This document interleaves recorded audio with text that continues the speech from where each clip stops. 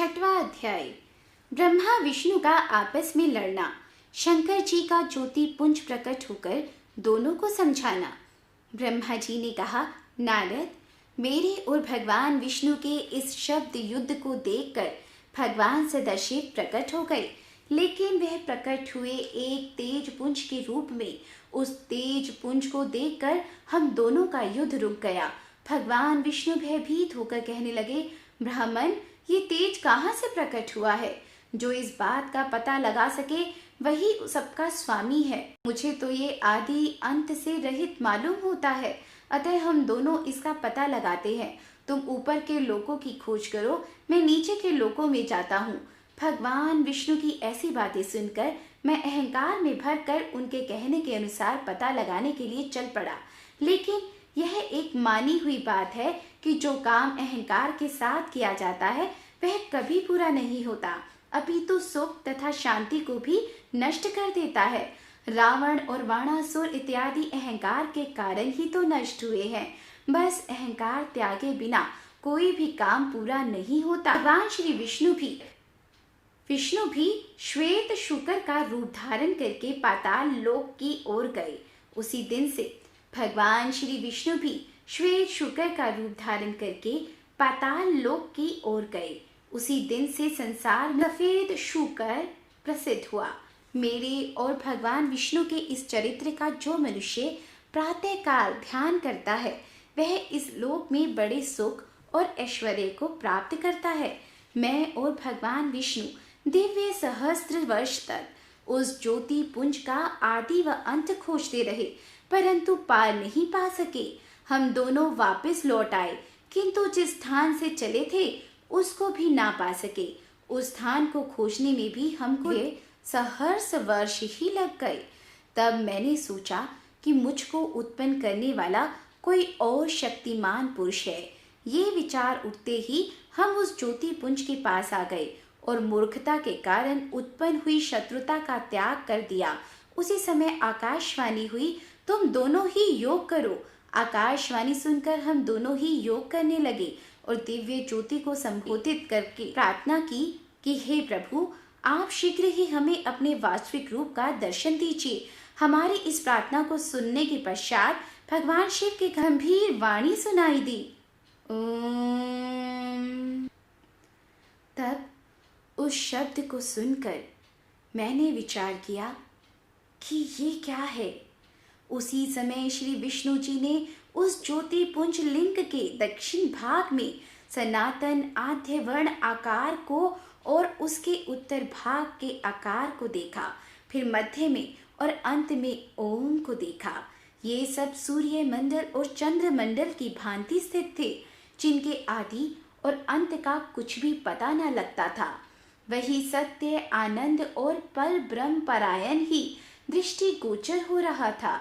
अब हम इस बात का विचार कर रहे थे कि हम इसके नीचे तथा ऊपर जाकर आदि और अंत का पता लगाएं कि वहां पर एक परम ऋषि का आविर्भाव हो गया है। उन परम ऋषि से विष्णु जी को पता चला कि अकार, उकार, मकार, नाद और बिंदु का अर्थ होता है कि प्रथम अक्षर लिंग की ज्योति है, दूसरे अक्षर उकार ज्योति का मध्य है, अर्थ मात्रा नाद ज्योति का मस्तक और बिंदु लिंग की ज्योति है। जिसके अतिरिक्त ये अर्थ भी होते हैं कि आकार से ऋग्वेद, उकार से यजुर्वेद और मकार से सामवेद, नाद से अथर्ववेद और बिंदु से ब्रह्म विद्या का स्वरूप।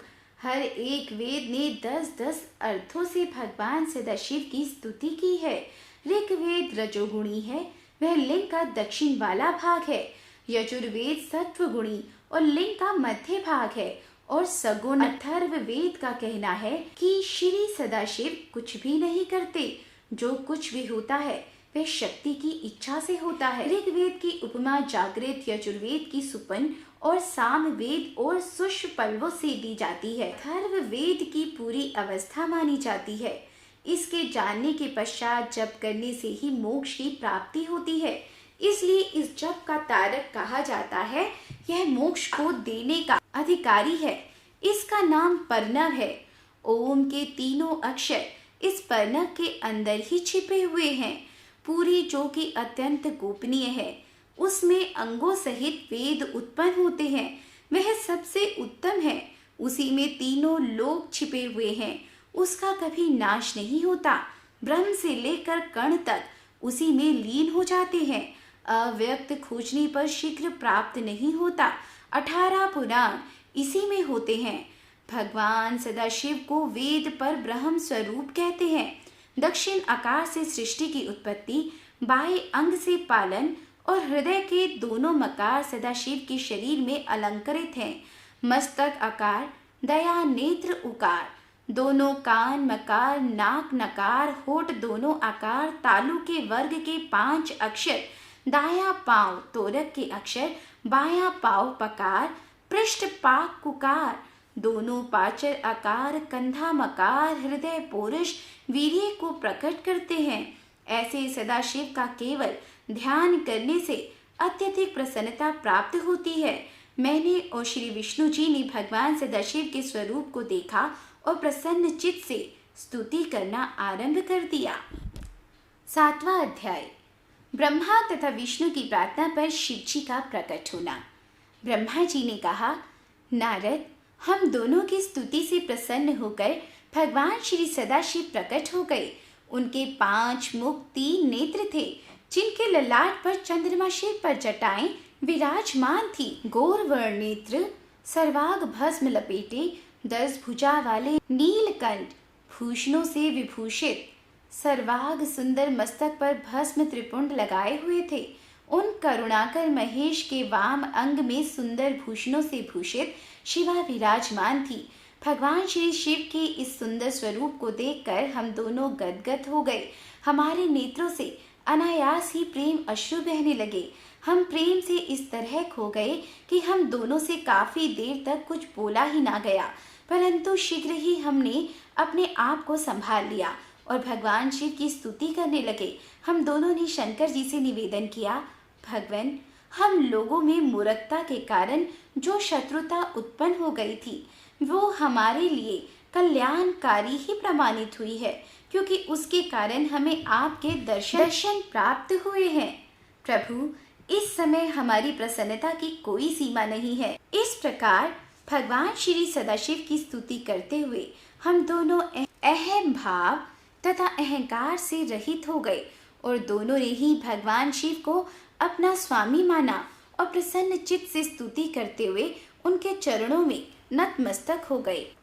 8वां अध्याय सुनने के लिए सब्सक्राइब कीजिए हमारा चैनल दिव्य दृष्टि एक अद्भुत सोच को, प्रेस कीजिए बेल आइकन को ताकि नए वीडियो का अपडेट आप तक पहुंच सके, और कमेंट बॉक्स में ओम नमः शिवाय जरूर लिखेगा ताकि आपको और मुझे, हम दोनों को ही शिव नाम की महिमा का पुण्य प्राप्त हो सके। ओम नमः शिवाय।